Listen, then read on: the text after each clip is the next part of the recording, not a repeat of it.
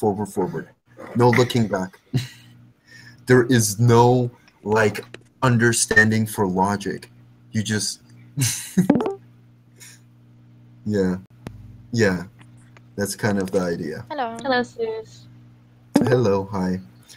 But it's kind of hard for people to understand. Like okay, I'll give you a good example. Narcissist individuals. They are dead beat inside. They are fuckboys. Okay? Fuckboys. And you want to go away from that, so you're going to do everything in your possibility to go away from that. And you're going to make other people go away from that type of mental thinking as well. Sound vector. Yeah. Hello, Eric. Hey, how are you doing? Hello. How's it going? I'm losing it today, pretty much. But going pretty. For the duration of the entire time I've known you, I don't remember you ever having it, so I'm not quite sure how you could lose it. Well, let's make a video.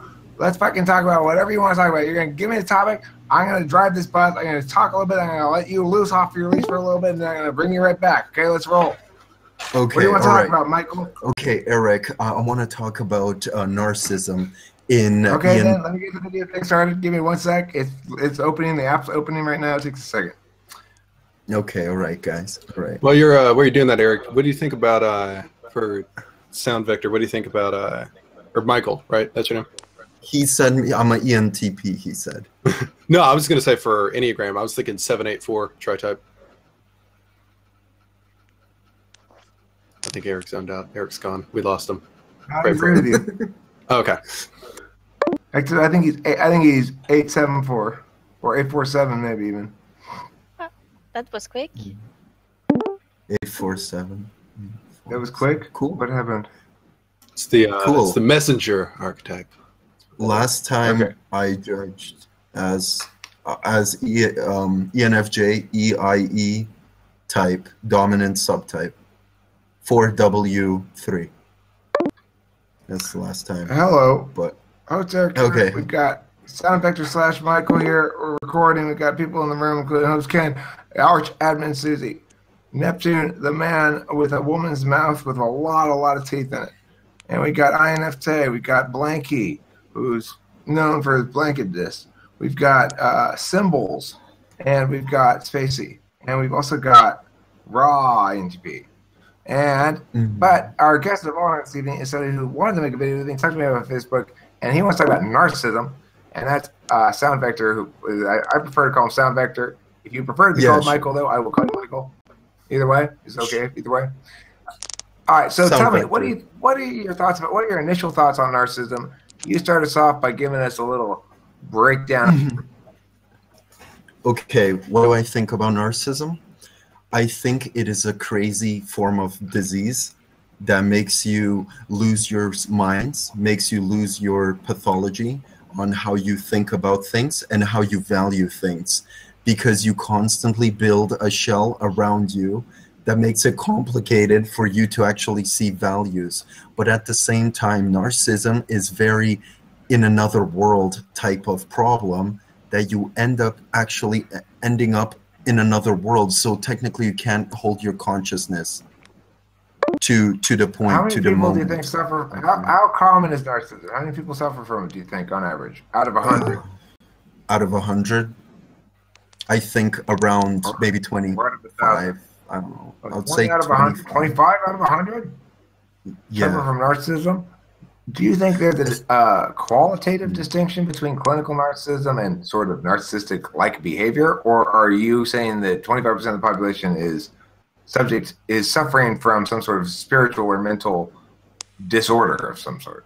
I think that narcissism could be inborn, and that those 25 individuals can have narcissism inborn, but they could not realize it until later on. So they will not realize how their base mind state thinks, and they will think that they're normal until a certain point that they realize that their values that they were portraying under certain ideologies change. Unless, like, I personally wanted to break myself down and realize what was this childhood behavior of sporadic moods. And then I realized, okay, I see. This is sort of the 20% narcissism. and it was inborn from when I was a kid. Because when I was a kid, I was very aggressive. Hold on, but I've got a question to narrow down what we mean by narcissism. When you say that they might not realize they're behaving narcissistically until later, what is it that we know that we can say as an outside observer? We go, okay, that person both is behaving narcissistically and is unaware that he is doing so. If we were to see such an individual, let's say, for example, Ken. Ken was somebody who was behaving narcissistically, let's say, but was unaware of it. How would he behave? What would we see to be able to note that that's what was going on?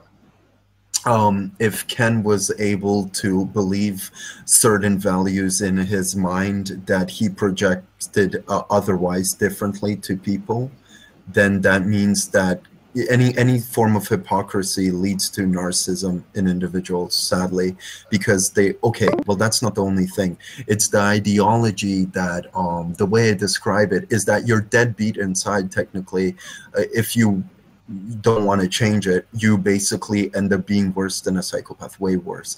And you will literally challenge and go into fights, and you will challenge everything alive, because you have no real values inside, so you don't have real attachments to people.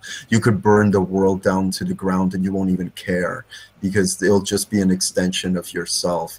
And a typical symptom of narcissism... Does hypocrisy lead to narcissism, or is it something they're born with? I think it's something that you're born with. It's just the way that you think, but they both interconnect with each other.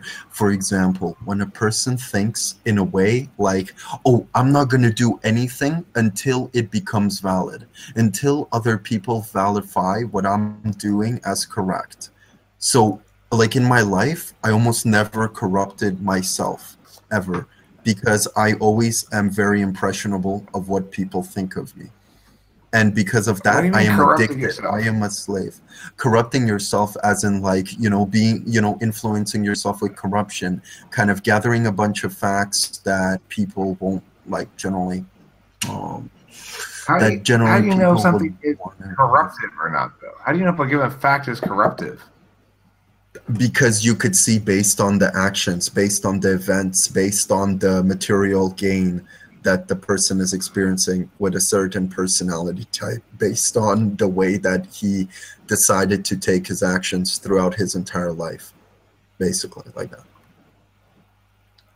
Can you differentiate between psychopathy and narcissism? Yes, I can differentiate that. Psychopathy is basically when you don't feel emotions, so it's like you never had a hand that should be there. And narcissism is something more similar to psychopathy, because maybe you could be so deadbeat inside that you won't care, and you could even come off psychopathic if you decide you want to. But narcissism is about validating the ego. So with that certain moment and that certain little time frame, if my ego, for example, gets validated, I could stop like world destruction, while a psychopath won't be able to do that, and hence he wouldn't be able to feel all those emotions as a narcissist could feel them, but he simply is very far away from them. It's like you're distant from your feelings, very distant from your feelings, to the point where you could become an Einstein and nobody would even realize. If I didn't want to do this, nobody would ever know. That's basically what I'm saying. But if I didn't find out myself, then... Distance from feeling doesn't get down. Yeah. If I were worried, let's say I were worried, gosh, I'm concerned I might be engaged in narcissism. And I wanted to do analysis of myself. What would I look for? And what would be the risks of me allowing it to go untreated? You would look for the idea that you're not interested when other individuals talk to you. You would look for the idea that you start to lose care or attention to other individuals when they're talking to you. You don't value people correctly for what they're worth. You simply treat them as objects rather than human beings. You make people extensions of yourself because you believe that you're unbelievably great, and you also want to be confrontational with other people because of the idea that I'm curious. How do I believe that I'm unbelievably great? How do you believe that you're unbelievable? Isn't that definitionally impossible? Because after all, the greatness itself is unbelievable. I don't see how I can believe it. Eric, are we arguing semantics? Is this what we're doing? Is this what it's come to, Eric? Has it already come to with his unbelievable belief? Okay. Okay. The point being, okay. Well, let's say I do zone out sometimes when people are talking. Does that make me a narcissist? If people are talking, let's say I do zone out when other people are talking. You started by saying I'm not paying attention to others when they're talking. No. But I mean every single time. Okay. Take yourself, break yourself to the worst level of your childhood, whatever mentality. Start off with the root of how you were born, how how you developed throughout elementary school, how you went into high school, and take your personality associated to that moment, or any time that you felt like you were building a mechanistic defense, and go into that moment and feel out the certain feelings that you get. What do you feel inside? What kind of mood you present? What kind of personality do you attune yourself to having? Some personalities are simply snapshots of a person's idea on what vibrational level to set their thinking at a lot of the times.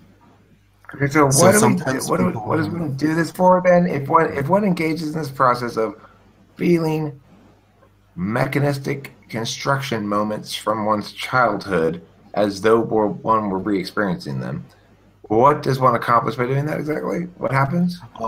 Okay, so let's say you were what happens? People, they usually build a bunch of mechanistic defenses around themselves, like layers of onions of protection. People build over time as they develop their thinking, as they develop their level of maturity, as they develop their understanding of what is not allowed and what could be harmful. Now go back to that time where you don't have any of those defenses and where you were just born. Let's say, were you a violent kid?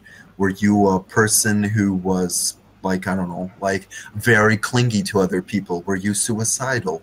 Were you very aggressive? Were you malicious? And then you will realize what you were building from what ideology did you start to deflect the ideas of how you probably lied to yourself over the span of 10 years or 15 years, and you will realize your actual mentality without it being altered by perceptions that of choices that are, but this is very abstract. This is something that you can't really feel put into fact. It is something that you feel when you have this disorder. That's the hard part to understand.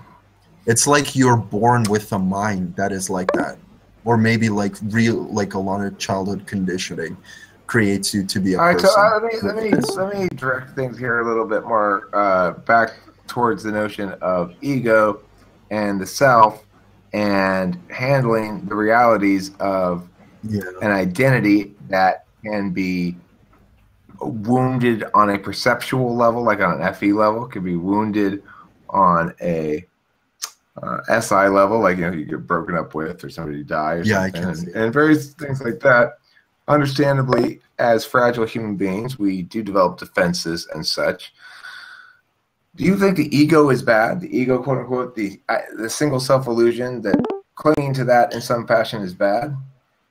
It is somewhat bad, because I will understand your arguments that you're going to throw at it, but it's somewhat bad because if you're seeking purity and if you're seeking unity, perfect unity with other people, a lot of the times turning off your ego and working with your potential is actually the right thing to do, and the ego is sort of the thing that makes you disconnected from other individuals. But then again, if we take competitive sports like soccer, let me ask a clarifying question. So which arguments am I going to throw against this?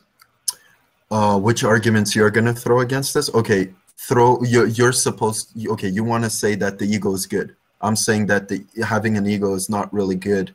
It's kind of a delusion that the world wants you to have, so you could be a separatist more than a person that could unify the system together. Well, unify let's ideology. take this argument I did want to argue the position